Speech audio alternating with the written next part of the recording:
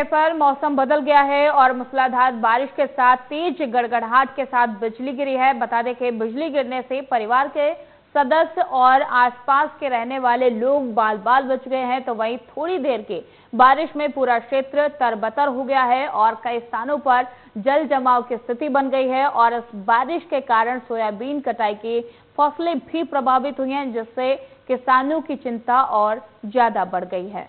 तो आपको बता दें कि बिजली गिरने से परिवार एक बाल बाल बच गया है और ऐसे में अगर बात करें तो मूसलाधार बारिश की वजह से फसल भी खराब हुई है, जिससे किसानों की मुश्किलें बढ़ गई हैं।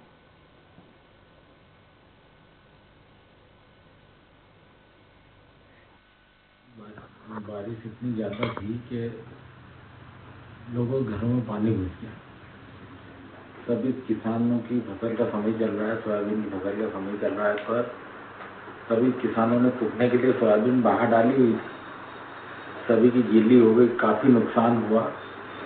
हमारे घर के वाउंटू में भी पानी घुस गया और इतना ज्यादा पानी घुसा कि 2-2 फीट पानी अंदर चले गया और सारी सोयाबीन गीली हो गई। नुकसान भी काफी हुआ, बहुत तेज बारिश थी। और कुछ कमी अपन बताएं तो हो सकता है कि पंचायत की भी कमी है इसमें, क्योंकि उनने जो रोड बनाया है वो घरों से थोड़ा ऊपर बना है, तो उससे लोग घरों में ज्यादा पानी घुसा। नालियां साफ नहीं होने के कारण भी ज्यादा नुकसान हुआ।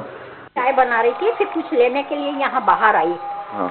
बरामदा बोलते हैं जिसको, और ऊपर 3 शेड है। तो मैं वहाँ खड़ी थी, कुछ ले रही थी, तो इतने में क्या हुआ कि मुझे ऐसी बिजली जैसे ऐसे ऐसे करती हुई बिल्कुल बारीक सी रेखा और मेरे इस ओढ़ने के अंदर मतलब ऊपर गिरी।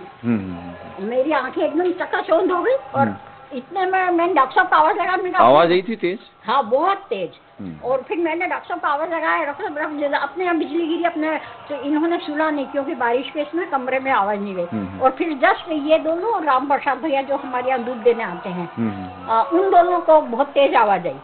और फिर मैं गई उधर, मैंने कहा क्या, तो बोले फिर इतने पड़ोस वाले बिराजी भैया हैं, उनका फोन आया कि डॉक्टर साहब आप इधर बगीचे में मत आना, आपके यहाँ पूरा ओटला धस गया है और हो सकता है तो इससे आप लोग बाल बाल बच गए। और उधर उमरिया में